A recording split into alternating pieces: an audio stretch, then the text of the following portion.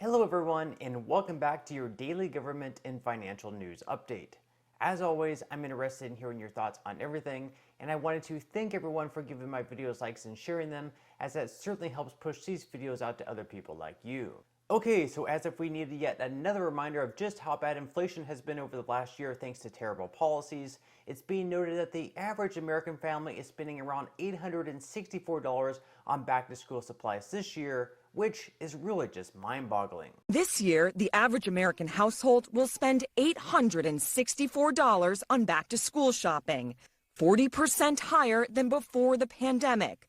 Like everything else that costs more, parents can blame inflation. I was surprised about the cost of like pens and paper and notebooks and all of that went up. It's beyond the basics. Tape is up almost 70%, glue 30%, sneakers 12%, and backpacks up 2%. And so, thankfully, our lovely politicians in Washington did pass the Inflation Reduction Act, which, let's pull up the numbers to see how much we can expect to see inflation reduced over the next few years. Give me just 1 second as I pull up the numbers here real quickly, released by the Penn-Wharton model. Now, according to this model, it says the act would have no meaningful effect on inflation in the near term, but would reduce inflation by around 0.1 percentage points by the middle of the first decade. These point estimates, however, are not statistically different from zero, indicating a low level of confidence that the legislation would have any measurable impact on inflation. So it turns out, the Inflation Reduction Act isn't actually reducing inflation. And so Joe Manchin was confronted with this, being asked, isn't it a bit misleading to call it the Inflation Reduction Act when it doesn't actually make things cheaper? When it comes to inflation, is it misleading to call this the Inflation Reduction Act for Americans when it's not going to make their grocery bill cheaper, it's not going to make everyday goods cheaper for them? Why would it? Well, immediately it's not, but we never seen anything happen immediately. Like today, it's turn the switch on and off.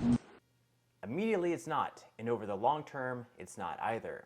They're only calling it the Inflation Reduction Act as a marketing ploy in hopes Americans will think, oh wow, they're actually trying to help out in DC, even though in reality, the bill is actually full of crap.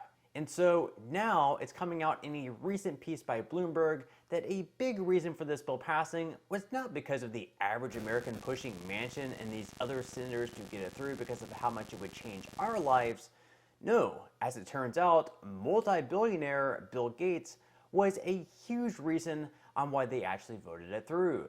According to Bloomberg, Gates, a longtime proponent of the green policy agenda also favored by the Biden administration, sat down with Manchin to discuss the senator's hesitancy to back some of the president's climate policy and helped persuade Senate Majority Leader Schumer to continue pursuing a deal with Manchin after the first one fell through.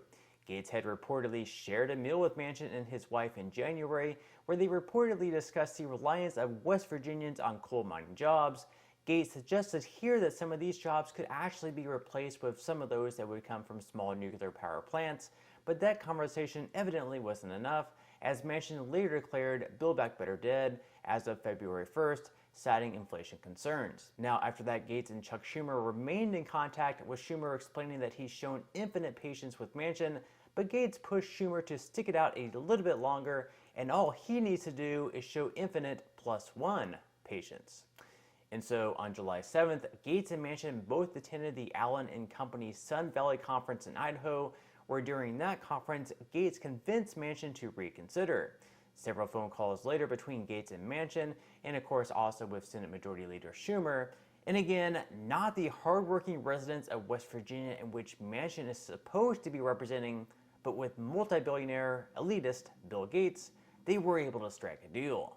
And to add further insult to injury, decided to brand the bill as the Inflation Reduction Act, even though it's more of a climate bill rather than one dealing with inflation. Which I'm pretty sure that if most Americans knew that Congress was about to pass a bill spending billions of dollars more with their tax money, they would much rather have it be revolved around something that we're concerned a lot more about, such as inflation, something that's really impacting us, rather than green energy and climate change, but I guess that's where the lie stems from.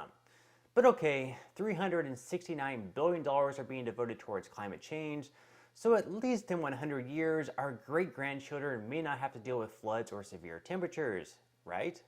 So That's good. Well, actually, according to a recent model, at best, the Inflation Reduction Act will cause the world's temperatures in 2100 to be 0.028 degrees Fahrenheit cooler, and at worst, you ready for it? 0.0009 degrees Fahrenheit cooler. So for $369 billion, we're getting temperature changes in 80 years that are hardly noticeable at all, something, again, they're not actually reporting on the mainstream media, because if they did, I don't think most Americans would be too happy. Not only that, but we're not actually going to see emissions lowered on the world level unless other nations such as China and India also produce them, which, let's face it, it's not happening. Countries in direct competition with the United States will only see this as an opportunity to claw away and take advantage of our weakness, because by switching to green energy, it will only limit your economic growth.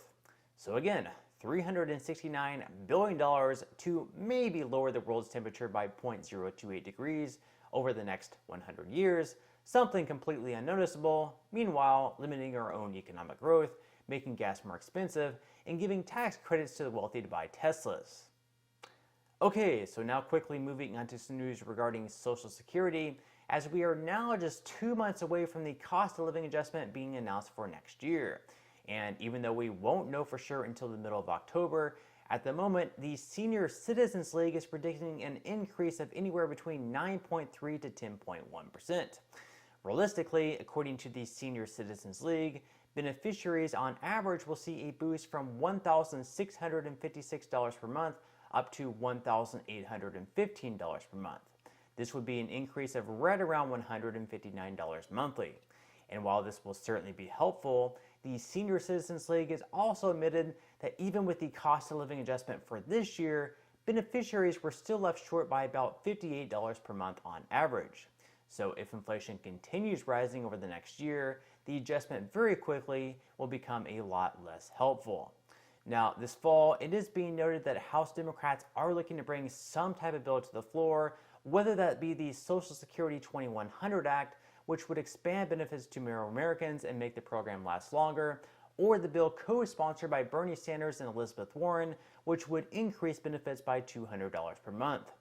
One of these bills, or perhaps another one, a combination of the two maybe, is expected to be voted on before the midterm elections, so definitely something to keep an eye out on. Okay, so now moving into some money news, where all major indexes were in the green yesterday, with the S&P 500 up by 0.23%, the Dow Jones up by 0.05%, and the Nasdaq in the green by 0.21%. Futures for today so far are in the red though, with Dow futures down by 0.61%, S&P 500 futures in the red by 0.79%, and Nasdaq futures down by nearly 1%. Now, shockingly, Bitcoin dropped off big time over the last day, falling off by 7.55%. This drop occurring just days after Bitcoin rallied all the way back into the 25,000s. So from here, I would expect the price to level off and see the price continue upward once again. But if not, we could see Bitcoin drop back to where it was in late July at around $20,000 per coin. Now, even though Bitcoin has dropped off over the last day, the stock market in turn has actually been on a pretty good winning streak right now, so it definitely wouldn't be a bad time to start investing, or if you've already started investing, to continue dollar cost average again. So if you would like to receive 6 free stocks and $5 worth of Bitcoin, in the comment section below, I will leave a link where you can receive just that from my partner in Webull. And even if you don't feel like investing at this time for whatever reason, once you receive the free stocks, you can always sell them for what they're worth and transfer that money right back to your bank account. Now, in total, you should be receiving a value of right around $50 or more from these stocks, so once you go to sell them, you should be receiving $50. Some people have received over $3,000 in the past and could even be higher than that. Now, this money will be taxable, but still, you can think of that as just some free extra money with just a few minutes of work.